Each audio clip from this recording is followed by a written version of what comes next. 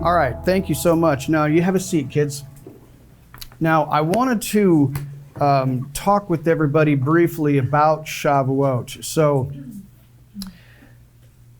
I want to first read this short little passage from the book of Leviticus 23, which details this holy day that we are here to observe.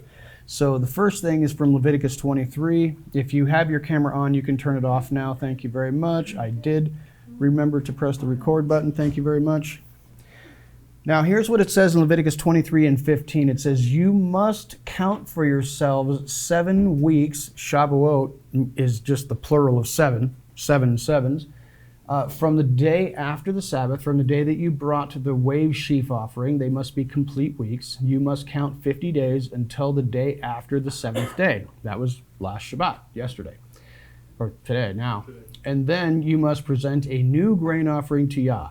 From the places where you live, you must bring 2 loaves of bread for a wave offering. We waved those loaves. Steve actually waved those loaves before we ate this evening. They must be made from 2/10 of an ephah of fine wheat. Is that correctly so? Okay. baked with yeast as first fruits to Yah. Along with the loaves of bread, you must also present 7 flawless yearling lambs, 1 young bull, and 2 rams. They are to be a burnt offering to Yah, along with their grain offerings and their drink offerings, a gift of a soothing aroma to Yah. You must also offer 1 male goat for a sin offering and 2 yearling lambs for a peace offering sacrifice, and the priest is to wave them, the 2 lambs, along with the bread of the first fruits as a wave offering before Yah. They will be holy to Yah for the priests. On this very day, you must proclaim an assembly. It is to be a holy assembly for you. You must not do any regular work. This is a perpetual statute in all the places where you live throughout your generations. So, this evening, as the sun is going down, we have arrived at the 50th day, and we are celebrating Shavuot. Okay, so what I'm going to do is I'm going to take this 50th stalk of wheat and say, blessed are you, YHVH, our Elohim, the King of the universe, for you have sanctified us by your commandments and have commanded us regarding the counting of the Omer. That completes the counting of the Omer, and we now have approached and come forth into Shavuot. So, seemingly loaves and animals are brought to the priests. They are brought by the priests for the priests. This is not loaves of bread that are brought from the people.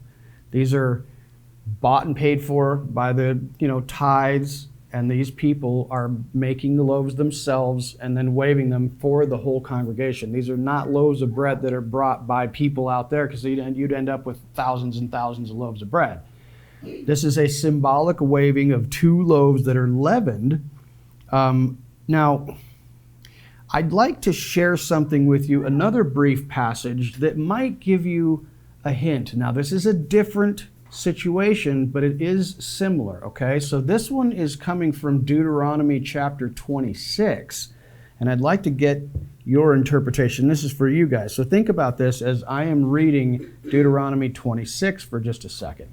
It says, when you enter the land that Yah your Elohim is giving you as an inheritance, and you occupy it and live in it, you must take the first of all the ground's produce you harvest from the land that Yah your Elohim is giving you, place it in a basket, and go to the place where he chooses to locate his name. You must go to the priest in office at that time and say to him, I declare today to Yah your Elohim that I have come into the land that Yah promised to our ancestors to give us. The priest will then take the basket from you and set it before the altar of Yah your Elohim, and then you must affirm before Yah your Elohim these words. A wandering Aramean was my ancestor, and he went down to Egypt and lived there as a foreigner with a household few in number. But there he became a great and powerful and numerous people. But the Egyptians mistreated and oppressed us, forcing us to do burdensome labor. So we cried out to Yah, the Elohim of our ancestors, and he heard us and saw our humiliation and toil and oppression. Therefore Yah brought us out of Egypt with tremendous strength and power, as well as with great awe-inspiring signs and wonders. Then he brought us to this place and gave us this land, a land flowing with milk and honey. So now, behold, I have brought the first of the ground's produce that you, Yah, have given me. Then you must set it down before Yah your Elohim and worship before him. You will celebrate all the good things that Yah your Elohim has given you and your family, along with the Levites and the resident foreigners among you. Does that help? It does for me. I look at this and I see, remember that we talked about this, kind of leading into this last 7 weeks as we were studying the period of the Omer count, that it kind of had to do with gratitude and attribution, making sure that you are recognizing where everything that you have comes from. Where does everything that you have come from? And when you take your produce from the land and you take it to the priests at the temple and you make this proclamation, and how often do you make this proclamation? Well, that's a good question. Nobody knows for sure. The Jews interpret it to say, well, they take the produce of the whole year at the end of the year and they stack it in a basket. Like, that'd be, that stuff had been around for a while. So, you know what I'm saying? So it's like, I don't know. You could interpret this, in my opinion, as every time that there's a festival, every time there's a feast, every time there's one of those foot festivals where you have to go to Jerusalem, take your first grain offering, your first, ripe offering of this, that, and the other thing, take it all and always give thanks to him every time you go up there.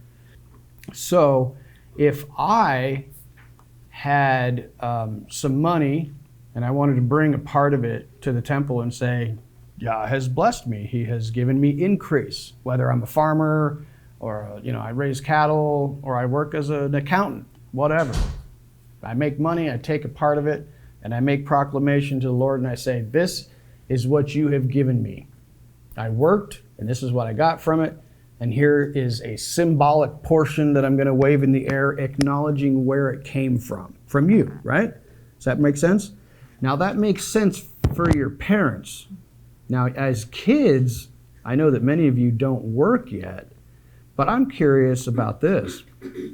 What would your offering be since you don't have a job? Do you have any idea about that? That's a harder question, and I'm not. Oh, look at Caitlin just jumping right on it. Give her a microphone. It's right there. What do you think? What is your contribution? My food. My food. Your food? Okay, where does your food come from?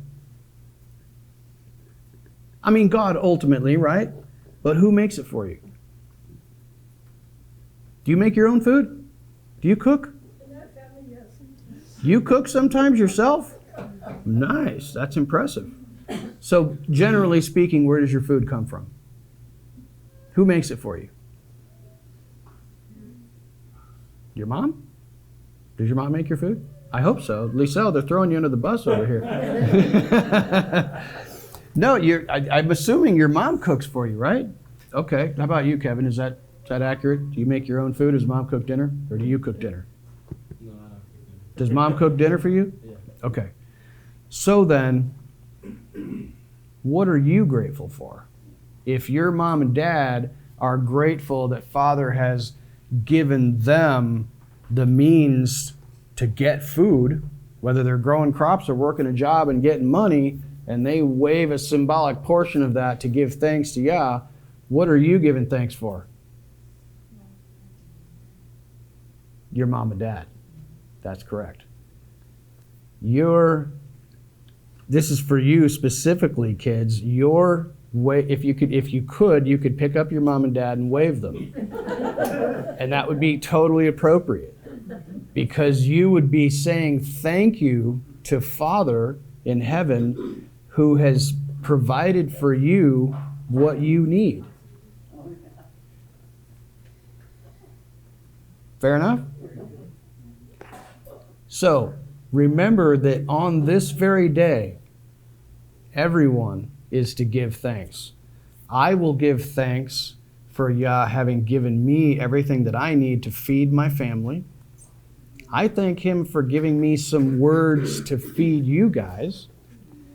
I thank that we should also look to the kids and say, what can you guys be thankful for? Your parents. Because Yah has given you godly parents who love you, feed you, teach you his ways, and will raise up a new crop of godly people. So, do not forget later on to thank your parents, and especially thank Yah for your parents. Good enough? You are dismissed. Thank you for hanging out with us for a few minutes. I appreciate you. Thanks, guys. You can just put that on that little table right there, Jayden. Oh, you want to say something? Go right ahead. Why is it 2 loaves? Excuse me? Why is it 2 loaves? Oh, good Lord. If you want to know the answer to that, you better hang out a little bit longer. We're going to talk about that. But why 2 loaves? That's an awesome question. Come up, Caden. Great question. If you want to listen in, we'll be talking about that here in a second, but it's complicated. It's right there. Yeah, go ahead. I just have a quick question. In the 7th year, when the land is supposed to have a rest, what are we supposed to offer? If we haven't planted anything, how are we supposed to offer the first fruits? Everything is the first fruits. Okay. I mean, so even though we didn't plant it. Yeah, we didn't. Okay. Well, yeah, we didn't plant it. It's just growing of itself. And so, in a sense, we are giving thanks. Everyone is giving thanks. It's not just the field owner. It's the poor. It's the animals. It's the foreigner and the resident alien. Everyone can eat of that field. So it's almost like the guy who owns it doesn't own it anymore. And he should give thanks to God for teaching him that he actually owns nothing. And the other people who suddenly have access to that stuff can give thanks to God because they have access to this. So I would think that would really expand in the 7th year to where everybody is able to give thanks. Okay. Does that help? Mm-hmm. Thank you. Awesome. Great question. I really appreciate our young people. They have some great ideas, and it's awesome to be able to talk with them about their ideas about what's going on here. Frankly, I know that we'll talk about this in a minute, but I know that this particular holy day is challenging for most of us Messianics. It's the one that gives us the most heartburn. So I want to talk with you briefly about some historical happenings that inform what this day symbolizes and what it means. Okay, so the first thing I want to share with you is obviously Exodus chapter 19. If you have your Bibles, you can open it up to Exodus chapter 19. I'm just going to read a small passage from there. You guys know this. There are a couple of historical happenings that are tremendously important to our discussion of Shavuot. Just as a baseline, I'm not going to read the whole chapter, just a little bit. So here's what it says on Exodus 19:14. It says, "Then Moshe came down from the mountain to the people because Yah told him to. And he went down and consecrated them, and they washed their clothes. And he said to the people, 'Be prepared by the 3rd day. Do not draw near to your wives.' On the 3rd day, when morning came, there was thunder and lightning, a thick cloud on the mountain, and a loud trumpet sound, so that all the people in the camp shuddered. Then Moshe brought the people out of the camp to meet Elohim, and they stood at the foot of the mountain. Mt Sinai was completely enveloped in smoke because Yah came down on it in fire. Its smoke went up like the smoke of a furnace, and the whole mountain shook violently. As the sound of the trumpet grew louder and louder, Moshe spoke, and Elohim answered him in the thunder, and Yah came down on Mount Sinai at the top of the mountain. And then he began to speak. And just a few verses later, he began to speak those 10 commandments. So this is the first reference to Shavuot in the Bible. Moshe goes up the mountain. Yah says, hey, get everybody ready. Come approach the mountain. Don't let anybody touch the mountain. This thing is super holy. I'm coming down on this thing. Propelled to tell the people to prepare for the 2 days prior, because that 3rd day in the morning, I'm coming down. That's why we talked in our 7 weeks of learning that that those 3 days leading up from Thursday night to tonight, is kind of significant. So if you want to sanctify yourself in some way, it's a good practice. But I'd like to now skip forward about 2,000 years to the book of Acts, chapter 2, because this same thing happened in a different way. But here's someone pointed out to me the other day, and I cannot remember who it was, that it's possible that in a future Shavuot, we will have another coming forth for some kind of a revelation. Who came down on the mountain on Mt Sinai? Now, some of you are going to freak out on this because you have this weird anathema feeling regarding the Trinity, and I'm not suggesting a Trinitarian type of thing here, but some say that the Father came down on Mount Sinai. What came down on Pentecost in the book of Acts? It was the Holy Spirit. And what is going to come down from heaven at the end? It's the Son. It's Yeshua. So, am I saying, hey, get all booked up with the Trinity? No, I'm just saying it's an interesting thing. But I want to look at Acts chapter 2 with you, because here we have a repeat of Mount Sinai, but in a different way. It says here in Acts chapter 2, verse 1, when the day of Shavuot had fully arrived. And that is a correct translation. A lot of English translations just say, when Pentecost arrived. Well, no, it says when it fully arrived, which means they had been counting those 50 days leading up. And also pay attention to this. How many times are they required to actually make a journey to Jerusalem?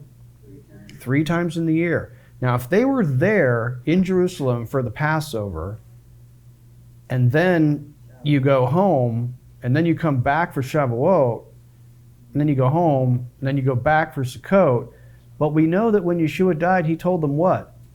Do not go back home. Stay in Jerusalem. So they had stayed in Jerusalem for that whole 50 days. It's just an interesting tidbit. I'm not totally certain what to make of that, because I need to go back and look a little bit about what happened to them in that interim period. Some interesting things happened. It's worthy of your study, perhaps. But now it says that when they had gathered together in one place, when Shavuot had fully arrived, there suddenly came a sound of like a violent rushing wind from heaven, and it filled the house, that is the temple, where they were at, and tongues like flames of fire that were divided appeared to them and rested on each one of them. Then they were all filled with the Holy Spirit and began to speak in different languages as the Spirit gave them ability for speech. So if you look at Jewish tradition regarding what happened on Mount Sinai during this event, there's some very interesting things that are not in the text. They're just Jewish tradition. Like when you dig deeper into the text, it actually does seem to say that you could see the words. It literally says in the Hebrew that you can see the words coming out from Mount Sinai, which is obviously some kind of weird synesthesia thing where your mixing up of the senses is occurring. They say, according to Jewish tradition, that when those words were spoken from Father, the 10 words, that they were spoken in every language known to man at the same time. Because why? Well, because there was a mixed multitude that went up with them from Egypt. All of those people probably did not speak Hebrew. It's also similar to what happened here at Pentecost or Shavuot in Jerusalem. So there's a lot of interesting similarities. It is said, and they interpret this from reading some of the Psalms, that animals gave birth in the wilderness and all kinds of strange things happened when Father spoke from the mountain. And I can totally imagine that would be the case. But these are the historical happenings that happened at this period of time and that period of time. And now, what do these historical experiences exemplify for us? I think we have to look at the history in the period leading up to these events. Okay, so we know that during Passover, the Israelites were released from slavery and they went into the wilderness. Key passage. And I want to tie this in with our first Torah portion, because we've just switched from the book of Leviticus into the book of Numbers. What's the meaning of the book of Numbers? What's the Hebrew definition of that word? Bamidbar, which means in the wilderness. It doesn't mean numbers, it means in the wilderness. So we'll talk about that in a moment. But these people came out of Egypt and wandered around in the wilderness on the way to Mount Sinai for approximately 50 days. Now, we do know some things that happened to them along the way. How would you characterize the things that happened to them along the way? Supernatural. There was a lot of supernatural things that happened to them along the way. As they're approaching Mount Sinai, do you think that the events that were happening around them and to them were somehow significant to the point of leading up to getting to Mount Sinai? I believe that each and every one of those events that is mentioned in the book of Exodus, as they're leaving Egypt and heading towards the mountain, every single one of those events is significant. For the purpose of this, I believe that the Israelites were being tested and purified along the way. Because the wilderness is always a period of testing and refining. And we'll look at a passage from Ezekiel 20 a little bit later, because this is really, really significant. But also consider what happened to the disciples and the followers of Yeshua for the period leading up to this most significant of Shavuot. They had been in a period of learning and growth and purifying and kind of getting the leaven out, so to speak. But I want you to remember that we often think about leaven as a negative term, and it often is, but not always, because there are at least one example that I can think of off the top of my head, which is the leaven of heaven. The kingdom of heaven is compared to leaven. But I think if you're going to think about that in a metaphor, you have to get out the old leaven of hypocrisy and twisted doctrines so that you can bring in the new leaven. And I think that that's the important part of going through the wilderness journey, is learning to purge yourself of all of this dangerous and difficult leaven that twists your mind up and gets you to believing other things that you shouldn't, gets you to trusting in other things that you shouldn't. And the whole purpose of going through the wilderness is to rid yourself of those false beliefs, false gods, false idols, and learn to trust exclusively in our Father. Did you want to say something, Lou? Give him a microphone if you don't mind. No, I don't need. Well, these people are online are going to be mad at me, Lou. Numbers. We don't realize. I never realized when we was talking about the Israelites going through the wilderness. It wasn't one or two of them. There was millions of them. That's right. Yeah. There was. That's right. And it's the same thing right here. Mm-hmm. How many were here at Shavuot at that time? Right. There wasn't just a crowd. That's right. That's right. And how significant that numbers are. Absolutely. And I think that Lou is bringing up, you can just set it on the chair there, Lou. I think that what Lou is bringing up is particularly significant too, because, you know, traditionally, if you haven't got a Hebrew understanding of the historical, cultural context of this thing in the book of Acts, you might have this idea that there's 120 dudes gathered in a small house somewhere on the second story, and they just happen to be together praying and whatnot, and all of a sudden the Holy Spirit comes down, and suddenly everyone in Jerusalem can hear weird things happening. It's like, no. You understand from a Hebrew perspective, when the text says they were all together in the house, it's talking about the Beit HaMikdash, the temple. There were 120 people together at the temple who were intense worshipers and followers of Yeshua, and they were praying at the hour of prayer. Now it says that, you know, there are weird definite ideas about the reckoning of time, but the third hour of the day is generally considered the 3 hours after sunrise. You know, at this time of the year, it's, 5:30, 6 o'clock, which is generally going to take you to roughly 9 o'clock in the morning, which is, according to tradition, when they were doing their normal and customary rituals every day at 9 o'clock in the morning and 3 o'clock in the afternoon. This is when these things happen, and it happens to be at that precise. I suspect that the exact same thing happened at Mt Sinai. That everybody's crawling out of their tents and kind of approaching the mountain, and around 9 o'clock in the morning, everything comes down on this mountain.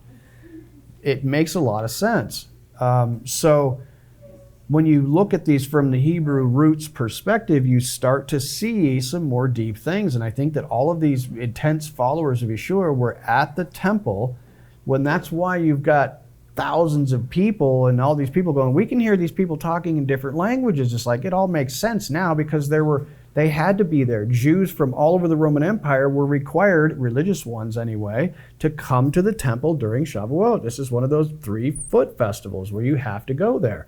And they're, of course, speaking all these different languages, and they're stunned because they're hearing these uneducated backwoods people from the Galilee speaking all these languages, and that's pretty unusual for those days, I'm guessing, because they seemed astonished about it. And then we have some amazing sermons preached. You know, Peter gives an awesome sermon, and a little bit later, Stephen gives an even better sermon.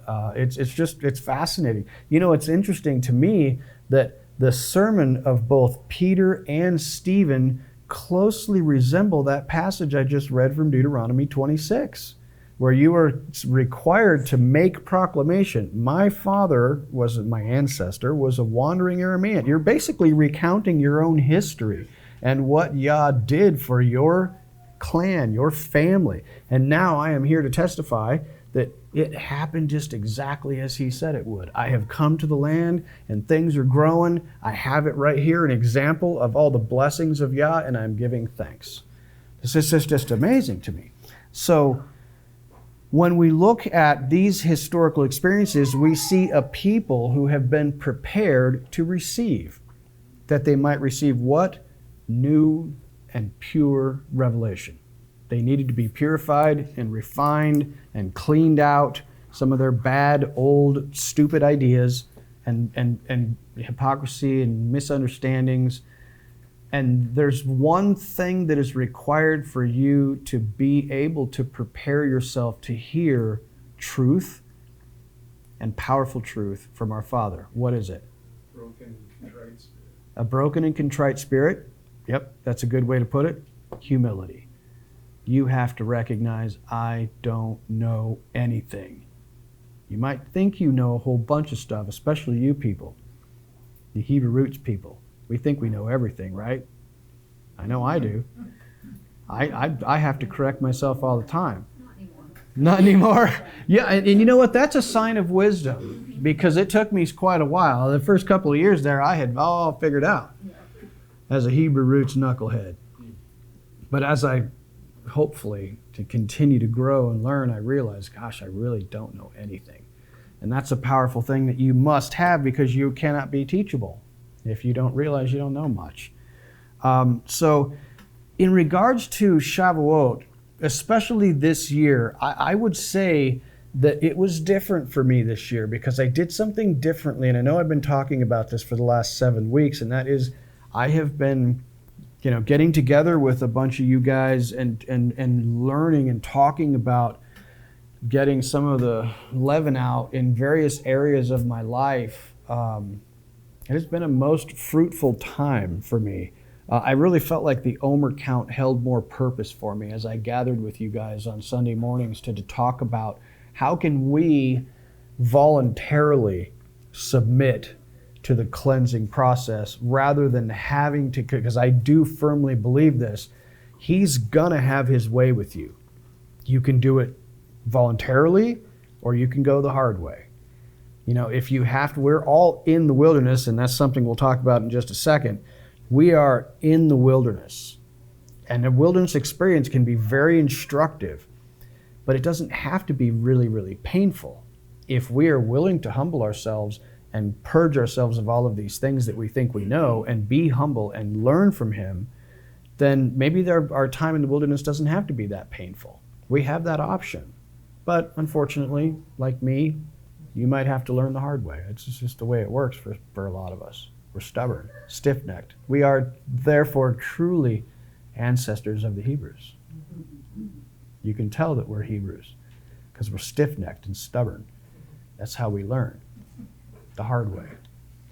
So I was going to say, this year has been, a very interesting and challenging year. I really enjoyed, doing something a little bit different for the counting of the Omer. I thought it was great. Now, what is the proper perspective on Shavuot? I have often been stumped a little bit by this festival, and I think I have begun to understand a little bit more about why that might be. I look at, well, I'll just ask you a question. When you look at the meaning of Passover, the theme, how it makes you feel, what do you think about? How do you feel? What's the feeling and the theme of Passover? Just shout it out.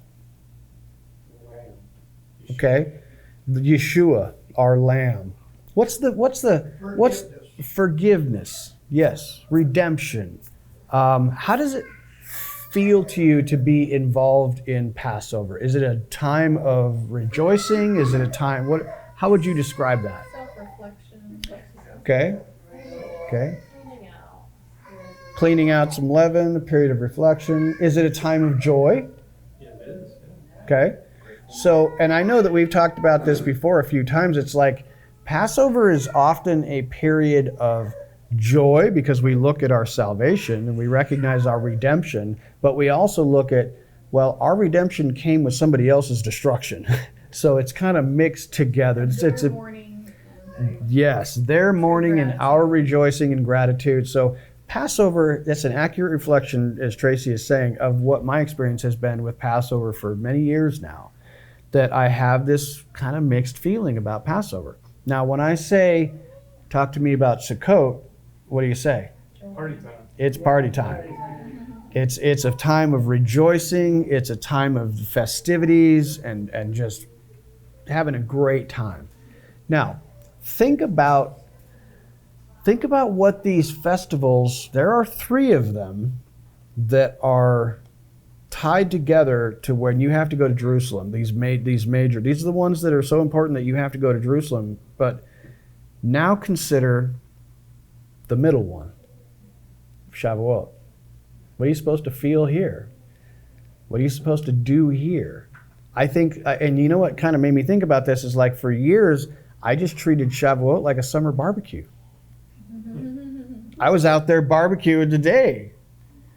But here's the thing. What am I supposed to think? How am I supposed to approach Shavuot? And I think that I have kind of placed my finger on something, and I'd like to get your opinion on it, and you can share what your thoughts are. I feel like most church people, myself included, are stuck in this no man's land in between, understanding what Yeshua did for me to save my soul and what Yeshua will do for me in the future to deliver me finally, but I'm stuck here in the middle somewhere. You see what I'm saying? I have a very keen understanding and appreciation for what he did for me to die, to deliver me from slavery from Egypt and get me out of slavery. That's amazing. And I look back and I have thanks and thankfulness and I'm just for the grace that he gave me. And then I have hope. I have faith in his sacrificial death to rescue me. And then I have hope as I look forward to Sukkot when he's going to come back and deliver me into his kingdom. But it's this one in the middle that I was stuck at. And you know what I realized? That's where we live. We live between faith and hope. And what's in the middle of faith and hope? Work. Work. What are we supposed to be doing? Working. We're supposed to be working out our salvation. We're supposed to be traveling in the wilderness, getting purified, contemplating what it all means to me now in my daily walk. That's the important thing. So if we're not sure what to do, that's probably because that's the hardest part of being a follower of God, is figuring out not exactly what he did for me or what he's going to do for me, but what am I going to do for him? What's my part in this equation? It's right there in the center. It's a hard thing to do. Who's got the microphone? I was just going to say, that's fascinating because works of the Torah were prepared beforehand, done in the Spirit, which is beautiful. And I heard a teaching on kind of like the dichotomy of the Tower of Babel was when man created a mountain versus we look at Mt Sinai, and then later on, Mount Zion. So we have the giving of the law, giving of the Ruach, versus man's way of eternity, which Yah didn't deny. They were finding another way. So what do? He broke up the languages, and what happens during Mount Sinai and Shavuot? Everybody is understanding each other, and the languages come together. Yeah. So it's just fascinating to think about. Absolutely. Excellent, That's Tracy. really like what I was going to say. I'm sorry. just thinking- He No, preached no, your I'm sermon. laughing. I don't have to say as much now.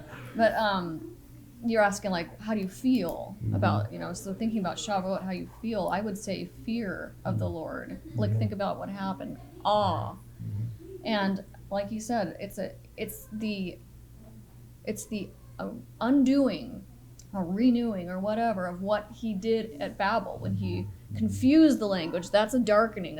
I don't know what's going on. I'm confused. Yeah.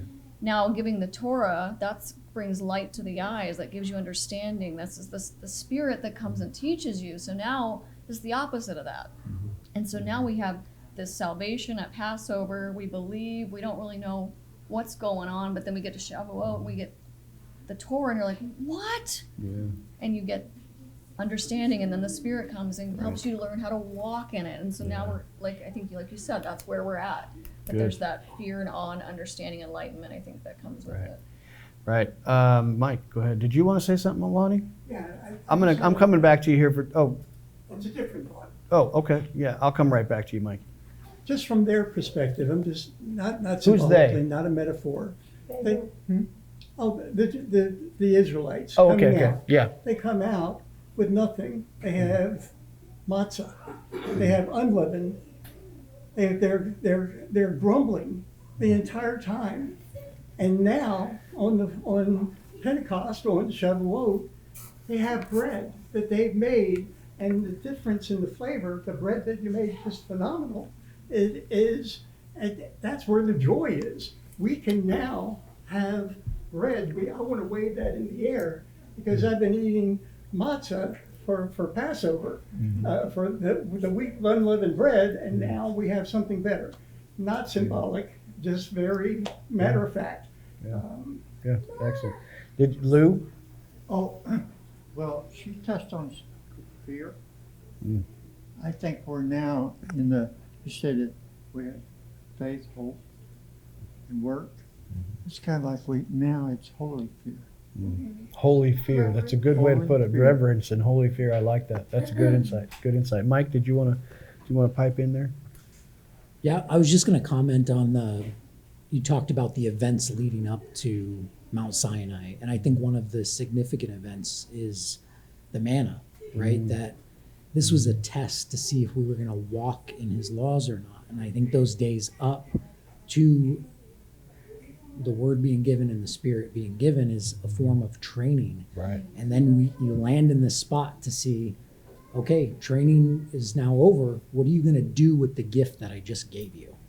Yeah. The gift of this word, the gift of the spirit. How are you going to work that? Yep, absolutely. Good insights, you guys. Very good insights. I mentioned previously regarding that I was going to touch on Bamidbar and how this is in the wilderness. I know that that in the wilderness is Bamidbar, but you also know, I'm sure, that the root of Bamidbar is Dabar. It's the word. And from this, we can kind of see, and you'll see, and I think so. It's unfortunate that we always miss out on the book of Numbers, because yes, the first couple of chapters about God organizing his people and counting them and putting them into divisions and organizing his people around his tabernacle in a way that he wants them organized in relation to their proximity to him, the proximity to the Levites, to the tabernacle itself, but more importantly, when you get past the counting and you see the events happening in the book of Numbers, which most people don't even know about because they can't get past it. You start reading these, and then there's so many of these people and so many of those people. It's like, let's just skip this book and get to the next part.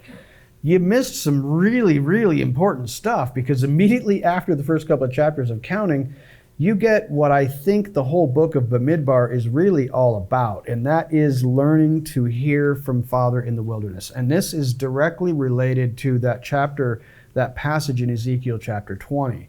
And I encourage you to read Ezekiel chapter 20. It's lengthy and it's complicated, and I've talked with you about it before on Shavuot. I'm not going to do so this evening, but I want you to consider that as we are studying over the next several weeks the book of Bamidbar in the wilderness, the book of Numbers. Consider what's really going on here. I'm going to give you a list of things that I think are important to this study and are also related to Shavuot, preparing yourself.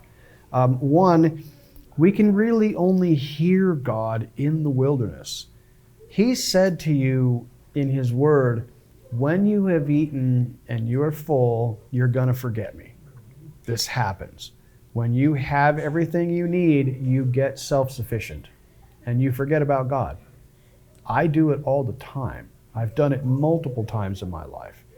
So I want you to remember, as we're studying the book of Bamidbar, and also in your own life, and I think that you need to recognize that from the time that Passover ends all the way through Shavuot, all the way leading up to Yom Teruah, Yom Kippur, and Sukkot, that is the period in the wilderness. It's not just the 50 days leading up to Shavuot. It extends beyond Shavuot because you still have a test. He's going to purify you and cleanse you and then give you the pure word at Shavuot. Now, what are you going to do with it between the period of Shavuot and Yom Teruah when the trumpet sounds and the gates of the judgment are open and you're seeking for repentance on Yom Kippur, and then you get this 5-day window and then you're partying if you made it through. See what I'm saying? So this whole period in between, I would encourage you to read the letter to Thyatira, Numbers 4, in a series of 7 letters to 7 churches. Because if you've been listening to Halisa Alewine, everything is a repeat of the number 7. If you read in Ezekiel chapter 20, you know how many times the Sabbath day is mentioned in that rather lengthy passage? It's repeated over and over and over and over. It's like as Father is castigating his people and saying, man, you guys have really screwed this up. He keeps repeating the Sabbath day over and over and over and over.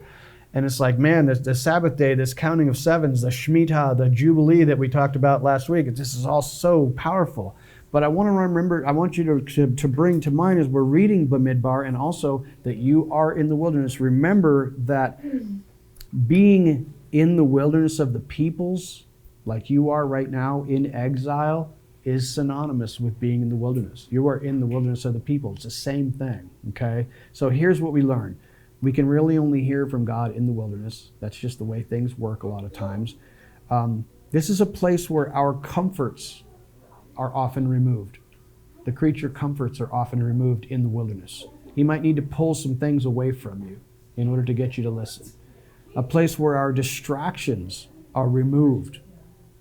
It's a place where we are forced to rely only on Him. And this is how we remove the old leaven. This is the process by which we remove the old leaven. Notice that He'll remove these comforts. He will purge out rebels who reject authority. Those who were purified in this way will have an ear to hear, and thus we will be able to take in the leaven of heaven and begin to walk it out. Okay? Now, traditionally, and I'm going to end with this, it is traditional to read the book of Ruth during Shavuot. Now, why is it traditional to read the book of Ruth during Shavuot? Well, the themes of harvest are important, and I'm talking just from a Judaistic perspective. The themes of the wheat harvest are very popular, are very prominent in the book of Ruth. It's about King David, and glorifying the house of David is always really important for Judaism. It's conversion and kindness. These are important elements of the book of Ruth.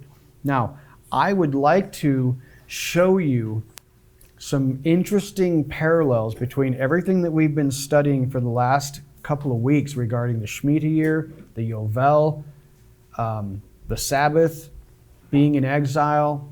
It's all present in the book of Ruth, and especially in the first chapter. So I'm going to read for you a small portion of the book of Ruth, and I want to just share a couple of things with you.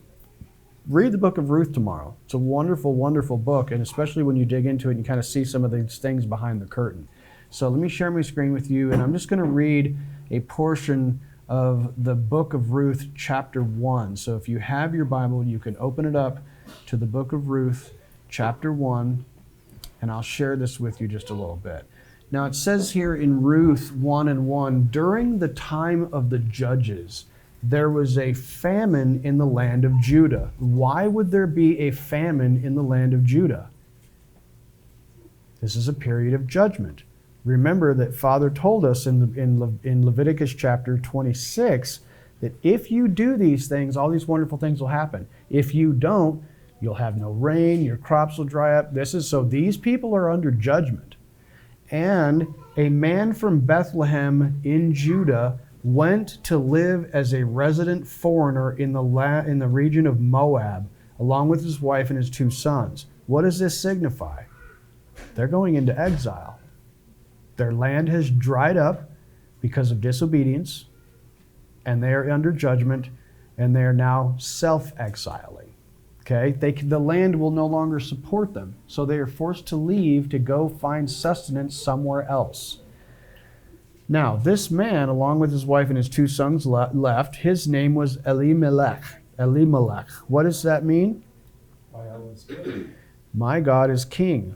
Okay? And his wife, Naomi, what does that mean? Pleasant. Pleasant. And his sons, Machlon and Kilion. Sickly and dying. Okay. So these people are under judgment. They have been disobedient. They are leaving the land because it cannot sustain them. They were of the clan Ephrat from Bethlehem in Judah. They entered the region of Moab and settled there. Sometime later, Naomi's husband Elimelech died, so she and her 2 sons were left alone. They died in exile. This is precisely what Father told them would happen in Leviticus chapter 26. Both her sons married Moabite women. Yep, wah, wah, wah. One was named Orpah. What does that mean, Brett? Help me out. I'm not sure. I believe that Orpah, I've forgotten what Orpah means. I know that Ruth is like friend, friendship. Does anybody have any idea about Orpah? Somebody will find it for me in just a second. Just shout it out when you find it. But I always recommend that you look up what the names mean when you're reading these things because they are instructive in some way. So they married 2 foreigners, and one is named Orpah and the other is Ruth. Ruth means friend. Gazelle. I thought it was gazelle, but I didn't want to say that. Okay, good. So gazelle and friendship. Now, they continued to live there for about 10 years, and then Naomi's 2 sons, Machlon and Kilion, also died. More judgment. Now, so this woman, Naomi, was left all alone, bereaved of her 2 children as well as her husband. So she decided to return home from the region of Moab, accompanied by her daughters-in-law, because while she was living in Moab, she had heard that Yah had shown concern for his people, reversing the famine by providing abundant crops back in the region of Judea. They must have perhaps repented. Maybe there was some repentance going on there. What do we know about the people who are living in the land now? The only example that we have is, what's his name? Boaz. It's the only guy we're aware of, really, aside from another kinsman redeemer. So perhaps we've had some repentance going on in the land, and things are turning around, and she's like, man, I'm out here among the Gentiles. I've lost my husband. I've lost my sons. I'm going back. Now, here is something very interesting. It says in verse 7, now, as she and her 2 daughters-in-law began to leave the place where she had been living to return to the land of Judah, Naomi said to her 2 daughters-in-law, listen to me. Each of you should return to your mother's home. May Yah show you the same kind of devotion that you have shown to your deceased husbands and to me. May Yah enable each of you to find security in the home of a new husband. Then she kissed them goodbye, and they wept loudly. But they said to her, no, we will return with you to your people. But Naomi replied, No, no, no, no, no, no. Go back home, my daughters. There is no reason for you to return to Judea with me. I am no longer capable of even giving birth to sons who might become your husbands. Go back home, my daughters, for I am too old to get married again. Even if I thought that there was hope that I could get married tonight and conceive sons, surely you would not want to wait until they were old enough to marry. Surely you would not remain unmarried all that time. No, my daughters, you must not return with me, for my intense suffering is too much for you to bear. For Yah is afflicting me. She is in a period of repentance. Now notice one thing here. You've probably heard me say this before, and you may have heard it other places too, but when you get to know Judaism, you're like, I want to convert to Judaism. What do they tell you? No, you don't. No, you don't want to do that. That's a bad idea. And then they say, and then if you go away, they figure, they didn't really want it. If you keep coming back, this is where they get that from. That this is the way that they handle converts. When someone comes and wants to convert to Judaism, they tell you no. And they will tell you no 3 times. This is a stupid idea. Don't do it. You don't want to join us. This is work. And I can see. You realize what you're getting yourself into here? Yeah, there's some downsides to it. But notice that what happened here. Let's follow the story. They wept loudly together, and then Orpah kissed her mother-in-law goodbye, but Ruth clung to her. So Naomi said, look, your sister-in-law is returning to her people and to her gods. Follow your sister-in-law, go back home. 3 times she said, go back home. But Ruth said, stop urging me to abandon you. Wherever you go, I will go. Wherever you live, I will live. Your people will become my people, and your God will become my God. Wherever you die, I will die, and there I will be buried. May Yah punish me severely if I do not keep my promise. Only death will be able to separate me from you. And when Naomi realized that Ruth was determined to go with her, she stopped trying to dissuade her. Now, this is a wonderful picture about the amazing redemptive plan of God and how he's like, look, my people are thick-headed and stubborn and stupid, and I'm going to give them these instructions, and they aren't going to pay attention to me, and I'm going to make their sky like iron and their earth like bronze, and they're going to flee out into the rest of the world, and Gentiles are going to attach themselves to my people. Some of those Gentiles are going to do so half-heartedly. And I'm going to say, go back to your home and go back to your people. And you know what? They're gonna. They're going to go back to their home and they're going to go back to their gods. But some are going to cling like a leech and they will not let go. Those are the ones that Father is looking for. And the interesting thing is, Ruth joins these people, gets taken back to the land, and is introduced to the kinsman redeemer. She has to learn the ways of these people. Her mother-in-law tells her, look, my daughter, go to the field of a reputable man and eat around the edges, gather around the edges of the fields. So she's learning the ways of these people and this land. And then she is introduced to the kinsman redeemer and becomes his bride. It's an amazing picture of so many amazing things. It's like the whole scope of human history right here in the book of Ruth. Starting with God calling these people, them being rebellious, going out, some weirdos attach themselves to them and decide, we're going to be like you. Half of the weirdos flake out and say, yeah, I didn't really want to do that. The other half says, sign me up full time. May God do terrible things to me if I do not become faithful. Taken into the land, shown the way things work, introduced to the kinsman redeemer, and get married. It's an amazing, amazing metaphor. And that, my friends, is kind of Shavuot in a box. It's mysterious. It's powerful. I really encourage you to read the book of the letter to the Thyatira, I believe it is, from the letters to the 7 churches. Reread the book of Ruth. Read Ezekiel chapter 20. Fascinating stuff. Mike, would you give that to your wife? Thank you, sir. I just think that's this big picture is really interesting because there was a mixed multitude at the foot of the mountain at Mount Sinai. Mhm. You know, they weren't all Jewish people. You know, there's this mixed multitude.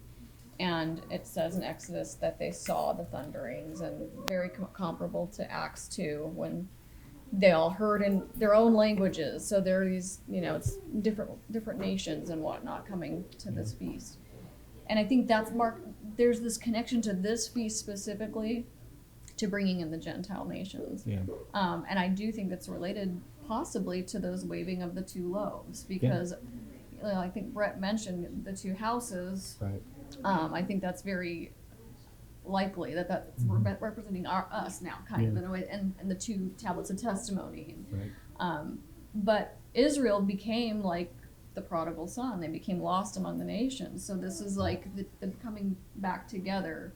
And then this book of Ruth is really about that, this Gentile coming into the faith. So you can see, like, why are we reading this book at Shavuot? Well, that makes a lot of sense It to makes me. a lot of sense. And that's really what Yeshua wanted his disciples to begin there in Jerusalem and then go out and spread it to all nations. So I think that was like kind of the key message. Fascinating, isn't it? It's stunning to me when I occasionally catch a glimpse of the grandeur and the complexity of this story. I have read a lot of books and novels, and I love adventure stories and with complex plot twists and everything, but nothing compares to this. The most clever of men who have written some of the best stories, the brothers Karamazov, whatever it is, man, I've read it, I've enjoyed the heck out of it. But there ain't no story that has the complexity and the twists and the turns and the grand scope and a theme like this one. No man could contrive this. It's just stunning. Did you want to say something? Nope. Okay. That's all I have for you. I appreciate you being patient and joining us for this evening.